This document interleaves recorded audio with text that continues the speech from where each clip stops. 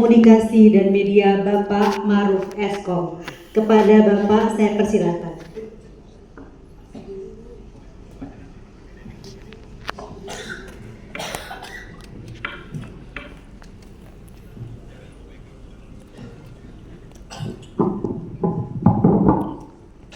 Terima kasih. Assalamualaikum warahmatullahi wabarakatuh. Selamat malam dan salam sejahtera buat kita semua. Malam. Pertama-tama yang sama-sama kita hormati Pak Direktur SD, Bapak Salim Somad, Eskom MPD Andy Lau. Karena beliau pengennya dipanggilnya Andy Lau, jadi bukan Pak Somad. Karena kalau Somad nanti kayak film kartun.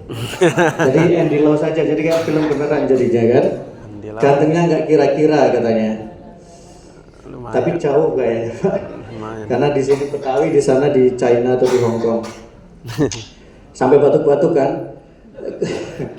Selanjutnya Pak Zimi Zulkarnain sebagai Kasubdit Fasilitas Sarana dan Prasarana. Pak Zimi ini termasuk yang agak unik, penampilannya paling beda. Karena kalau sekilas kelihatannya kayak gondrong, begitu dilihat ternyata tidak gondrong. Jadi agak jarang di Kementerian Gondrong sebenarnya. Kemudian Pak Muhammad Rizal sebagai Kepala Subbag TU. Kemudian Kasubdit Sarana Prasarana Bapak Halifatullah Al-Hawarizmi. Para pejabat Widya Prada di lingkungan Kementerian Pendidikan Dasar dan Menengah. Perwakilan dari BPMP, BBPMP dan BPMP. Kemudian ada perwakilan dari Dinas Pendidikan Kabupaten Kota, serta Bapak Ibu Kepala Sekolah penerima revitalisasi sekolah tahun 2026. Sebenarnya saya menyiapkan baca ini karena takut tidak ada yang disebut gitu, karena biasanya kalau nggak disebut kesannya absennya nggak ada gitu. Jadi kalau disebutkan berarti masuk dalam daftar absen. Bapak Ibu sekalian, tentu terima kasih atas kehadiran dari Bapak Ibu sekalian yang sudah hadir jauh-jauh. Tadi saya lihat di depan kopernya masih belum masuk kamar, kemudian juga sepertinya masih registrasi, jadi kelihatan dari wajah lelahnya sehingga tepuk tangannya pun harus diminta untuk tepuk tangan. Jadi Bapak Ibu sekalian, yakinlah bahwa malam ini mungkin akan menjadi salah satu awal yang menyenangkan, terutama untuk dunia pendidikan kita. Mungkin bukan awal, tapi bagian dari journey perjalanan dari dunia pendidikan kita, yang kita tahu bagaimana sekarang ini memang terus mendapatkan dukungan yang luar biasa dari Pak Presiden Prabowo Subianto dengan program-program prioritasnya yang direct langsung diarahkan ke sekolah-sekolah. Bapak Ibu sekalian, inilah resikonya kalau pertama sambutannya itu di terakhir. Sudahlah malam, sudah jam 9, sudahlah kopernya masih di depan, jadi nyawanya juga tidak tahu apakah masih jet lag atau tidak. Itu tantangan yang pertama, jadi saya tadi bingung. Yang kedua, sambutan, sudah ada calon doktor yang sambutan. Jadi lengkap materinya, terus mau apa lagi yang saya sampaikan? Program prioritas disampaikan, digitalisasi disampaikan, revit disampaikan, pedagogik disampaikan, pantun sudah dihabiskan.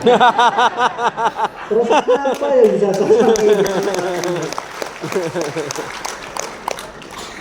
Jadi apalagi selain saya buka dengan bersama-sama bersama-sama. Ambil semua. Itu jadi tantangan orang yang terakhir itu. Ditambah lagi yang namanya staf khusus, tetap staf Bapak Ibu. Lebih staf, namanya staf ya staf. Jadi tetap kalah dengan direktur. Jadi kalau tadi Pak Sobat mengatakan saya datang ke sini karena ini enggak, karena saya staf. Karena yang nyuruh direktur, yang direktur ya mau tidak mau harus datang, kalau enggak kan enggak keluar SK-nya kan. Jadi tetap staf namanya, beda, ada khusus gitu kan. Jadi staf wabil khusus untuk staf menteri. PPT sudah ada belum ya? Jadi biar kelihatannya nggak ngomongnya ngalur ngidul. Sudah? Bapak Ibu, bahwa tadi sudah disampaikan banyak hal terkait dengan program-program prioritas dari Kementerian Pendidikan Dasar dan Menengah. Ada dua program, yaitu kemudian menjadi program yang super prioritas dari pemerintah. Yang pertama adalah program revitalisasi, yang kedua adalah program digitalisasi. Ini saya ingin ceritakan dari sisi, karena saya sebagai sebagai staf untuk komunikasi dan media, jadi saya ingin mengatakan bagaimana kemudian Bapak Ibu bisa menyampaikan cerita baik terkait dengan pendidikan kita sekarang ini. Karena banyak hal baik yang sudah coba kita lakukan untuk kemudian bagaimana pendidikan kita menjadi jauh lebih baik lagi.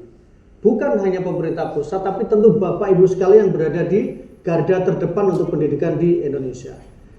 Jadi temanya adalah cerita kita, pendidikan kita. Jadi bukan ceritanya Kemendikbudristek, pendidikan Kemendikbudristek, tapi cerita kita semua. Next.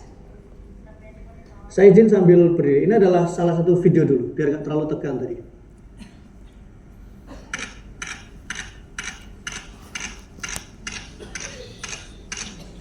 Mantap.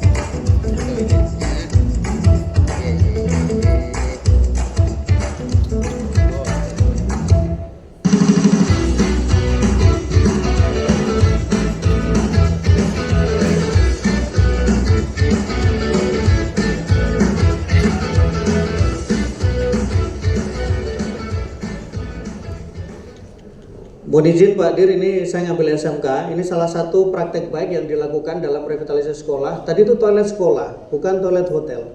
Tapi dengan revitalisasi kita lihat bagaimana dampaknya. Jadi menjadi salah satu bukti kalau kemudian revitalisasi itu dilakukan dengan baik, dilakukan dengan jujur, dilakukan dengan transparan, maka hasilnya insya Allah juga baik. Dan kalau hasilnya baik, itu yang baik itu bukan hanya Kemendikbudristek, tapi sekolahnya juga menjadi baik.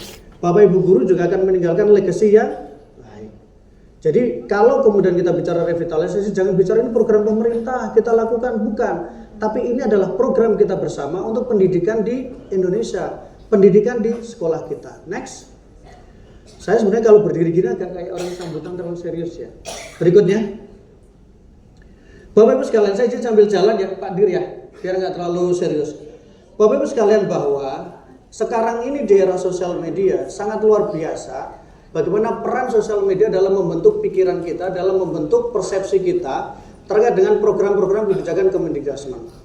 Ini adalah salah satu sekolah di mana kemudian ceritanya agak berbeda. Jadi Bapak Ibu sekalian, bahwa sekarang ini hal yang kita lihat di media sosial tidak selalu semuanya kemudian adalah sebuah kebenaran. Ini adalah cerita bahwa SD di Muara Barat ini tewas tertimpa pelang sekolah. Tapi ini tidak pas sekolah, tapi dia main. Jadi dia main gelantungan di papan, kemudian terjatuh. Tapi berita yang kemudian muncul adalah bahwa karena sekolahnya buruk. Ini sekolahnya kebayang seperti apa kemudian ketika mereka dianggap gara-gara sekolahnya rubuh, padahal anak-anaknya main. Yang di sebelah kanan di NTT ini sempat viral luar biasa. Ini Bapak bisa lihat di sini. Ini sekolah ambruk. Sebenarnya bukan sekolah yang ambruk, tapi ruang kelasnya ambruk. Tapi bukan saat pembelajaran. Tapi saat sebenarnya ini pas liburan, tapi kemudian anak-anak itu main. Kebetulan ruang kelasnya tidak digunakan. Tapi kemudian ambruk, meninggal. Tapi seolah-olah di sosial media itu Bapak Ibu, bahwa ini itu pas proses pembelajaran. Jadi yang muncul kesannya sekolah di Indonesia semuanya dan kemudian mengerikan untuk anak-anak kita. Seolah sekolah itu tidak aman dan nyaman untuk anak-anak kita. Padahal mereka bermain dan ruang itu tidak digunakan. Next. Nah ini yang memang coba kita ingin katakan kepada masyarakat. Selanjutnya. Nah ini adalah apa yang kemudian terjadi fenomena di sekarang ini. Bahwa persepsi pandangan orang,